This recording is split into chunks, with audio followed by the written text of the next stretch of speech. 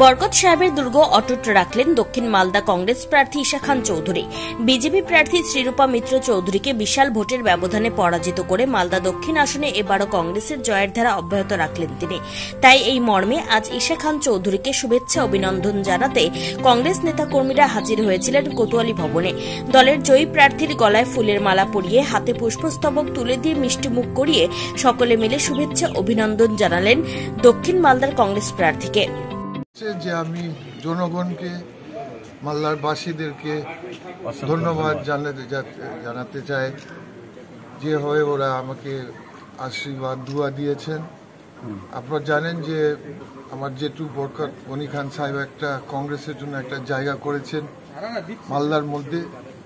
যেভাবে উনি কাজ করেছেন, লালবাবু কাজ করেছেন, আমার বাবা, সেভাবে আমিও একটা নতুন রূপ, কারণ আগে আমি বিধায়ক ছিলাম, এখন সাংসদ হয়েছেন, সেভাবে আমিও কাজ ওদের মতন ওদের পদে হাঁটব।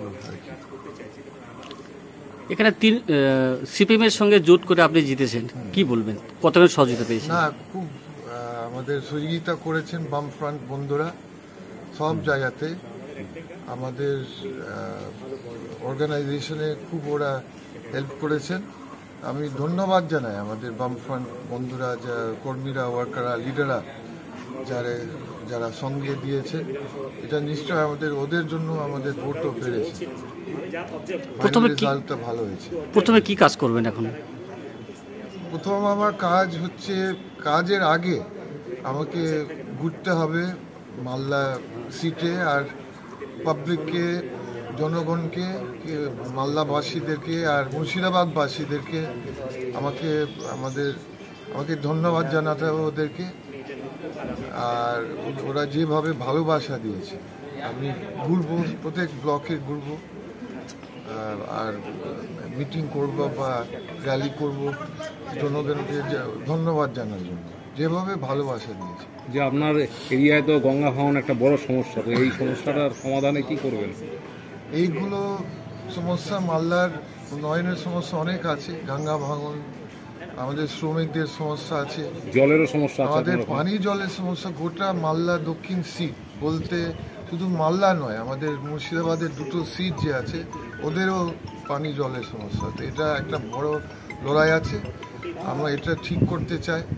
এটা আমাদের একটা চ্যালেঞ্জ। আর আমাদের সরকার যদি আসে তো আরও ভালো। তো এটা আমাদের খুব আশা আছে যে আমাদের সরকারও আসতে পারে। তো দেখা যাক। তবুও আমি বিভিন্ন কাজের জন্য, উন্নয়নের জন্য আমি লড়াই করব যাতে হয়ে যায় মালদা দক্ষিণ সিটি।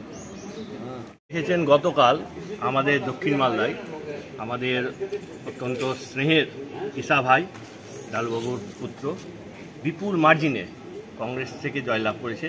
তাকে আজকে আমরা কোতোয়ালি অঞ্চল তরফ থেকে এবং এলাকারবাসী তরফ থেকে এবং প্রায় মালদার অনেকেই ছিলেন, সমগ্র মালদাবাসীর তরফ থেকে আজকে আমরা ওনার এই বিপুল জয়ের জন্য ওনাকে সম্বর্ধনা জানালাম।